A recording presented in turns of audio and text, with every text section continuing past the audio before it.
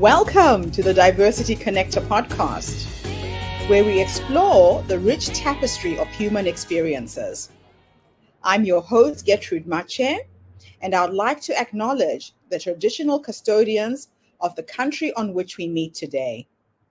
I would also like to pay my respects to elders, past, present, and emerging, and together as we dive into conversations that bridge cultures, challenge stereotypes, and celebrate the unique perspectives each of us brings to the table. Each episode is a journey through stories and insights from a kaleidoscope of voices, each sharing their colorful narrative. Whether you're at home, on the go, or just anywhere in between, you're now part of a community that values understanding, inclusivity, and the beauty of diversity. So plug in your headphones, get comfortable, and let's connect through the power of our shared stories. Welcome, and thank you for joining us on the Diversity Connector podcast. Hello, everybody, and welcome back to the Her Story TV and the Her Story podcast. This is Gertrude Mache here in beautiful Melbourne, Australia. And today I am graced with the presence of yet another fascinating woman. Welcome, welcome, welcome to our tribe. Please tell everybody your full name, where you're based, how old you are, and share your story with us today.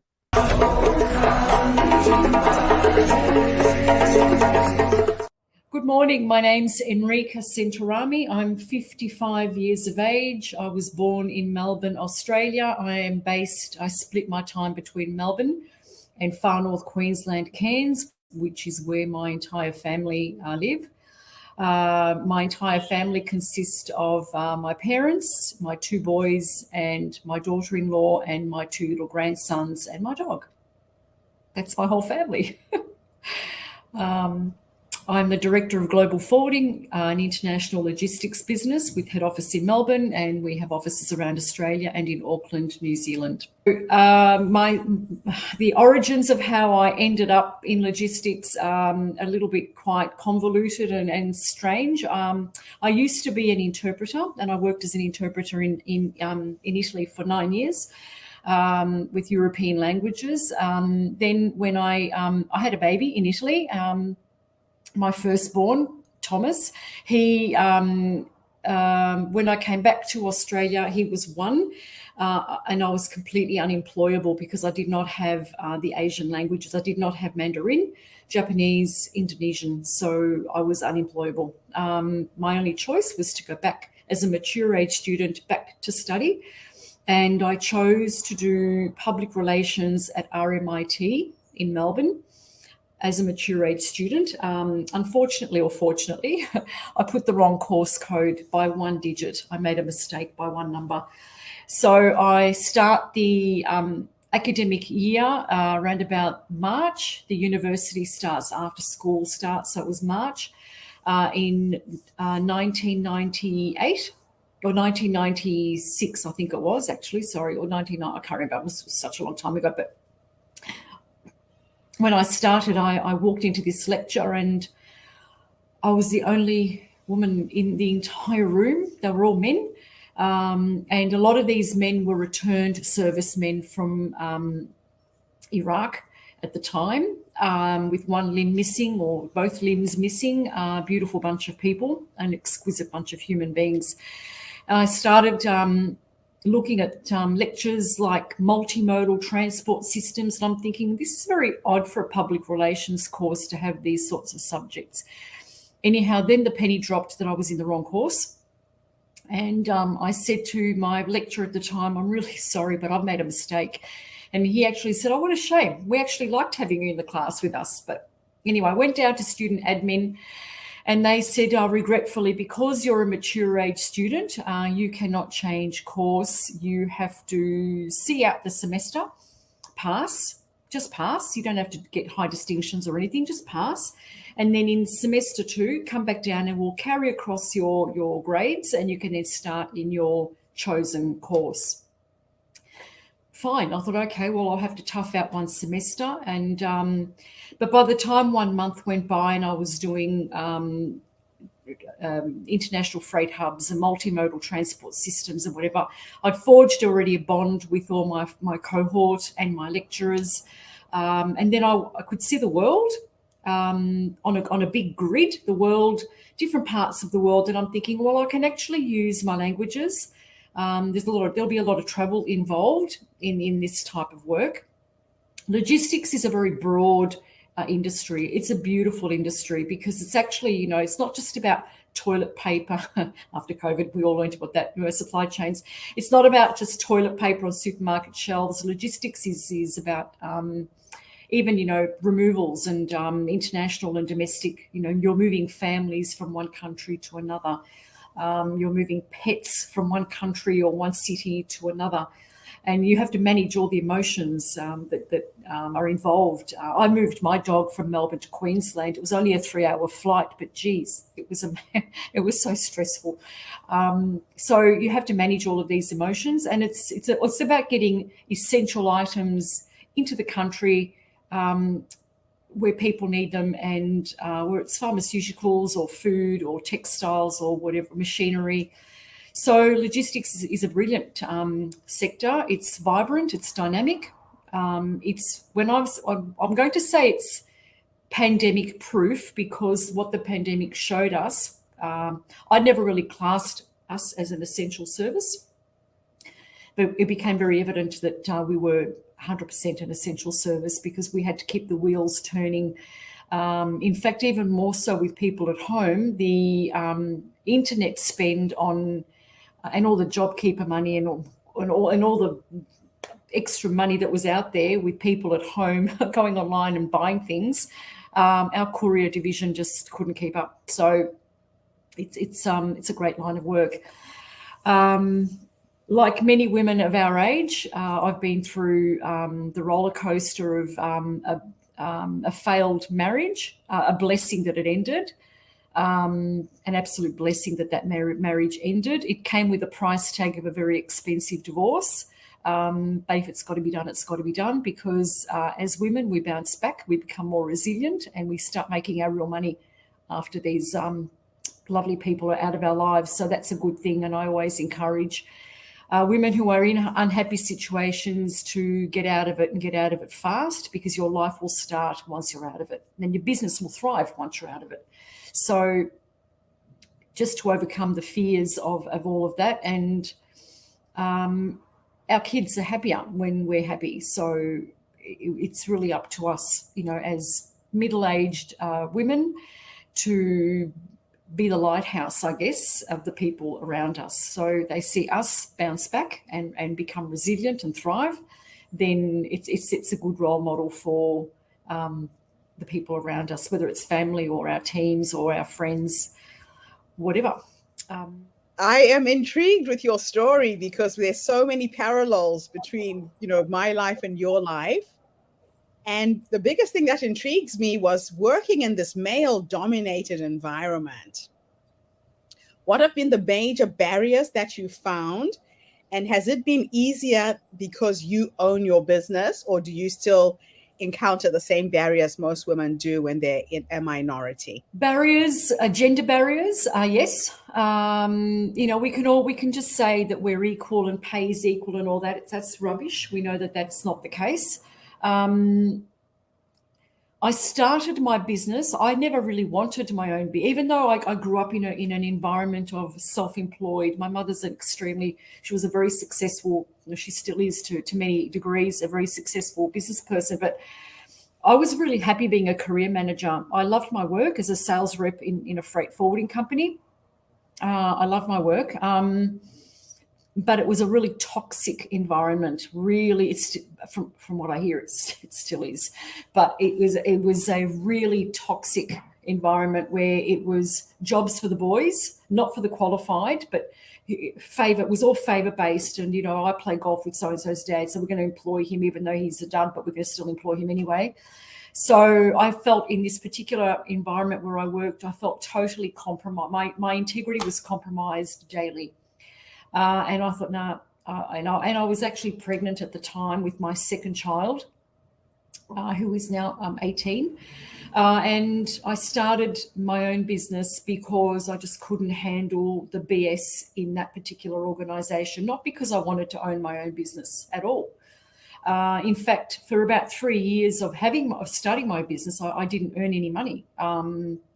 So I was actually worse off. But in the long run, it's been really, really good. You create your own culture. You set your own hours. You set your own pace. And above everything else, you set your high standards. And if people don't meet those high standards, just show them where the door is and they can get out. Some people will leave slamming the door. That's fine. And some people will leave and you can catch up with them for lunch 5 years later, and that's great too. So there'll always be a mix of people that we either take with us on our journey or people that we leave behind. Either way, it's just the way the universe really looks after us when we have to make those decisions. Gender barriers, yeah, I still feel that we have a gendered economy. In particular, when we're dealing with institutionalized organizations like banks, insurance companies. I hate playing the gender card. I really don't, but I feel like we are treated differently. I think that there's still very much that view that unless we have a father or a husband or a male business partner, we're not quite 100% in our own. And I've often had this conversation with men around me and they say, look, we don't mean to be like that. It's just how it is. It's just how we've been. An example, I can actually give you a scientific example of this. If you walk into a petrol station or a gas station, as they call them in the States, and there is a man and a woman, instinctively you will ask the man for directions. This is before Google Maps. This was done by the Michigan Institute of Technology. It was a social science experiment across the whole of the United States. Before Google Maps, before we had Google Maps, you go into a service station and you ask for directions. You had a female sales attendant and a male sales attendant. And I think it was something close to 97% gravitated towards the male sales attendant to ask for directions, because in our minds, the males know where they're going and the women don't. That's so true. That is so true. Yeah, Oh, I've done it too as an experiment myself. It's yeah. and then when you do go to the female, the male's like, well, why didn't she come to me? And it's interesting that it's a really basic experiment, this one, but It just shows it. So you've had barriers in terms of banking. Tell me what that plays out like in your business. hard.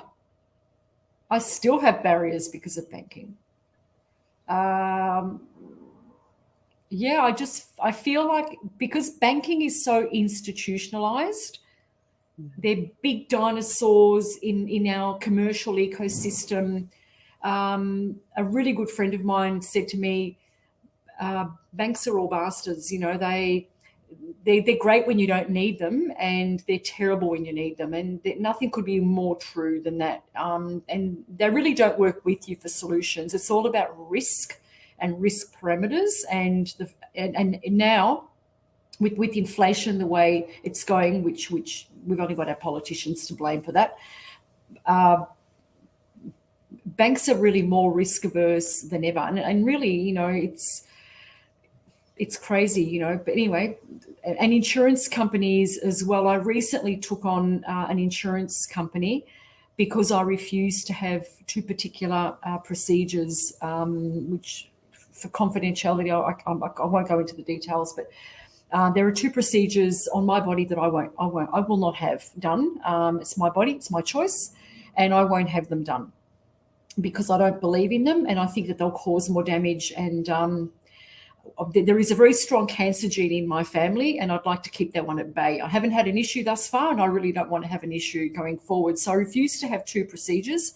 And my insurance company in the past refused to cover me my life cover because I refused to do these two procedures, even though there's no history into why I should be doing them in my life at my age anyway.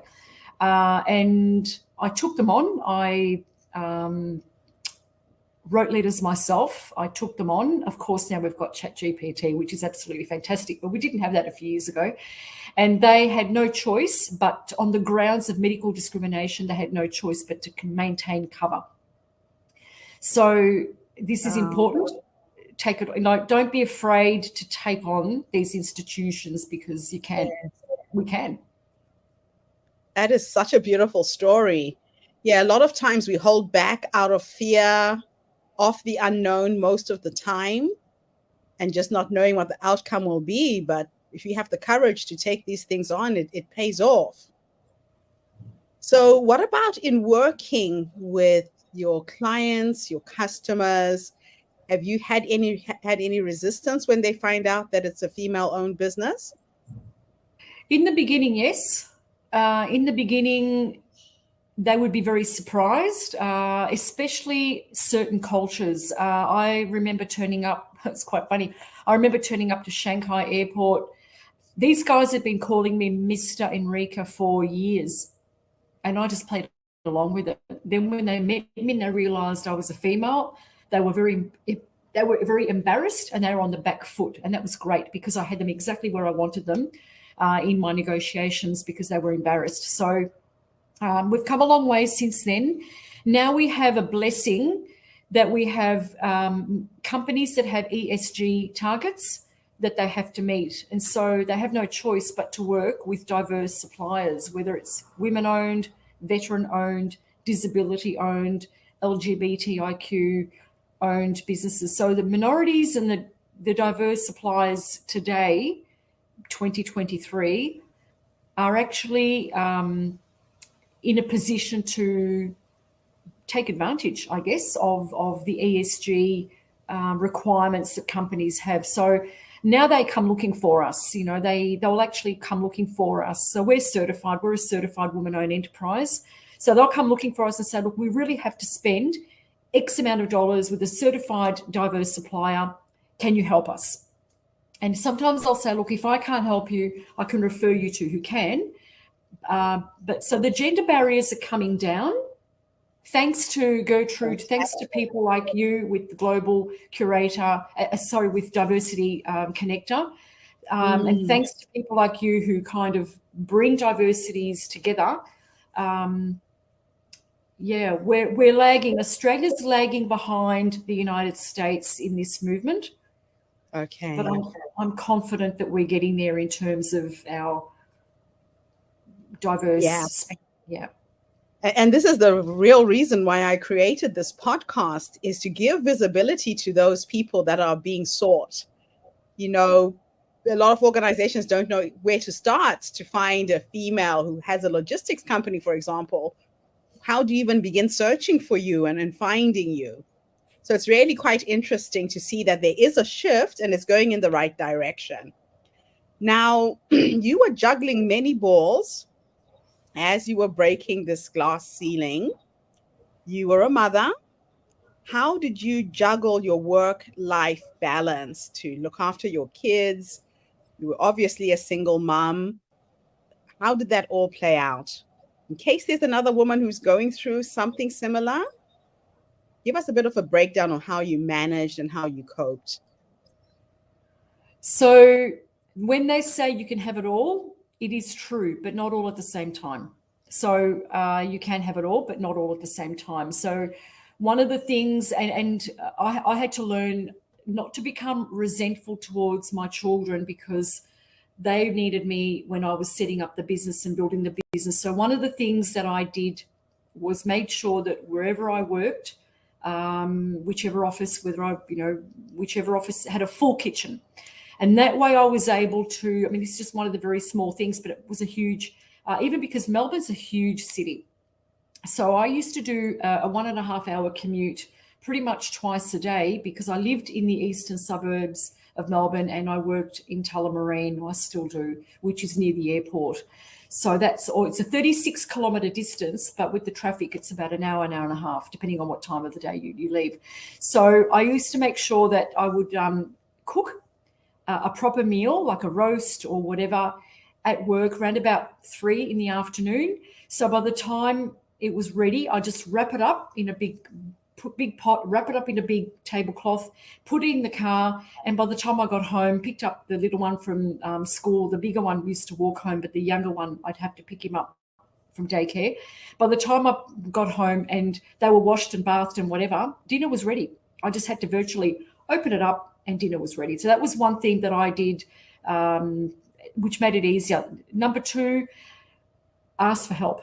So, if your family say, would you like us to look after the kids one night, or would you like us to prepare something? Not just say yes, thank you, and with grace, with graciousness, yes, thank you. In the early days, I toughed it out, even because the man I was married to had no idea on how to even earn a buck, so I had to do it all on my own.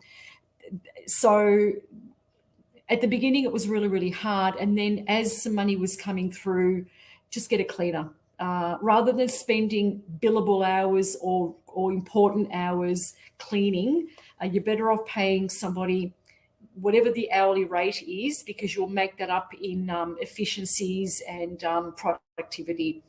That was another thing. 2, remember to get, and Gertrude, you pointed out on this in our chat before, is get exercise. Whether it's going for a brisk walk or a run or some form of exercise is really important for the brain, and get the oxygen into the body. It also gets rid of all the toxins, and so just small things that don't, I'm not saying expensive gym memberships. I personally hate the gym, but drinking a lot of water and going for a really long brisk walk is a part of a daily routine that helps mental health as well.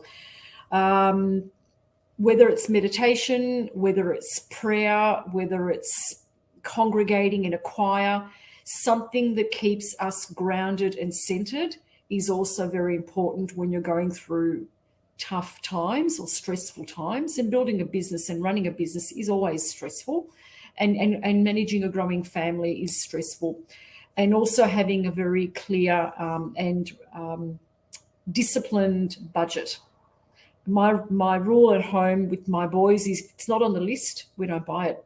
So we make a shopping list, and if it's not on that list, we don't buy it. It's quite funny as I see them now running their own households, or my eldest saying, if it's not on the list, I'm thinking, at least something's rubbed off there. No wastage is something else. I come from a migrant background, so wastage is a no-no. And the circular economy is another big thing that helps, I think, so if we're done with something that's still good, making sure that others can still use it, whether it's clothing or stationery or computer or hardware or whatever it is, rather than putting it to landfill. It's a sustainable way of living, is to hand it out to those who can use it, and then it circulates in just a circular way of a good thing. Op shops are great, and it also helps the environment as well. That's just amazing. Yeah, you had to find ways of being efficient, taking care of yourself, taking care of your family. And you're right, sometimes as women, we take everything on. We think we have to do the cleaning. We just extend ourselves unnecessarily. Yet your hourly rate is much, much higher than getting a cleaner in, and you can focus on what you do best and take care of you too. It's a beautiful reminder. So now, if I could take you back to that young woman who had gone through a divorce, is setting up a business, 2 small kids, if you could give 3 nuggets of wisdom to someone else who's in a similar position right now, based on what life has taught you, what would you have wanted somebody to have said to you at that time? Listen to everyone's advice, but listen to your own gut instinct more. Whatever that gut feeling is, and whatever that inner, we know, especially women, we have a very high consciousness of, we go into denial because that's just, we want to see things differently. We want to believe that things are different. But in our gut, we actually know. So listen to everyone's advice, because everyone's going to put in their 5 cents worth, but always listen to that gut instinct more and follow that gut instinct. If something doesn't feel right, you're spot on. You're on the money on that one. If it feels good and you get a tingling feeling about something or someone or a situation, go with it, even though it's hard. The right way is not the easy way. That's the other thing I've learned, that the right way for us is going to be the hard way. So sometimes I have a vision. I've had a vision of being on a road, at the end of the road, and there are 2 roads. One has got nails all over it, and you're barefoot, and the other one is smooth. Experience has shown me, go where the nails are, because at the end there'll be somebody or someone or great situation waiting for you. The easy road, if it's too easy, it's not the right one. Because we have to learn along the way, and the lessons that we learn make us who we are later on. The other, I think, nugget of wisdom is back yourself, because no one else is. So we have to believe in ourselves. And if we want to do something, if someone says it's too hard, it can't be done, that's when you do it, and it can be done. Absolutely love it. So now let me teleport you into the future. You're now 90 years old, and you're sitting on your rocking chair surrounded by your children, your grandchildren. If I could teleport you to go and visit the 90-year-old you right now, based on how you're living your life and how she's led you to that point, what would you say to this amazing woman? You did it. You got to 90. Amazing. I think if we do get to 90, that's a real achievement. Yeah, I'd be very happy to get, I think, maybe, I'm not sure, but in a rocking chair in the Mediterranean somewhere nearby the beach, with family visiting often. That would be wonderful. And glad that you took the risks, and glad that you took the leap of faith, because that got you to the rocking chair at 90 years of age. I love asking women this question, Enrica. And the reason why I ask is, a lot of times we don't realize that that wise woman is already in us. And that's that voice you were talking about, that intuitive sense that we have. We need to trust ourselves. We need to know we've got all the knowledge and the skills to get things done, right? And what I do is I tune into the energy of who I'm becoming through my meditation, through my prayers. I ask her questions, as simple as, what is the next step? I will sleep with that question in my head if I'm struggling. Then I'll wake up the next morning with these light bulb moments and ideas just flowing. But it's already in us. We just forget how powerful we are and the knowledge that we have come into this world wired with. So I just like to wake people up with that question. And I really like the fact that you're in the Mediterranean, not just sitting on a rocking chair here in Melbourne or Australia. Beautiful vision. Absolutely beautiful. Well, your story inspired me, especially the beginning of your story, and how by default you fell into this amazing profession and built a successful business. Congratulations for that. And just trusting your instincts to stay in there as well, because you could have left and gone back to the original idea. So sometimes life isn't linear. These little things that come in the path are actually there for a reason. Thank you, Wow. Gertrude, for the opportunity. It's been absolutely awesome meeting you. I'm so inspired and looking forward to catching up and having a coffee with you the next time you're in Melbourne. Yes, It's definitely. that. Definitely. And thank you to everybody who's tuned in today. As you can see, the Diversity Connector is bringing you stories from people from different walks of life, different backgrounds, breaking barriers, going into spaces where 20 years ago, a woman like Enrica would never have got an opportunity to own her own business and go into the logistics business. So stay inspired. I'll be back again tomorrow with yet another amazing guest. In the meantime, have a fantastic day, morning, or evening, wherever you are in the world. And Enrica, thank you for inspiring us today. My pleasure. Thank you. Thanks, Gertrude. Bye for now, everybody. And that's a wrap, everybody, on today's episode of the Diversity Connector podcast. Thank you for tuning in and being part of our vibrant and global conversation. I'm your host, Gertrude Mache, and it's been an honor to share this space with you, where voices from all walks of life come together to weave a tapestry of diverse perspectives. Remember, every story you've heard today is a thread in the larger fabric of our shared humanity. So, as you step back into your world, carry these stories with you and let them inspire you to embrace and celebrate the rich diversity around us.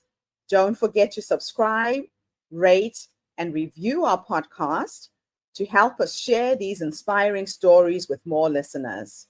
Do follow us on social media by looking for the Diversity Connector podcast for more updates. Until then, keep connecting, keep listening, and keep celebrating the beauty of diversity.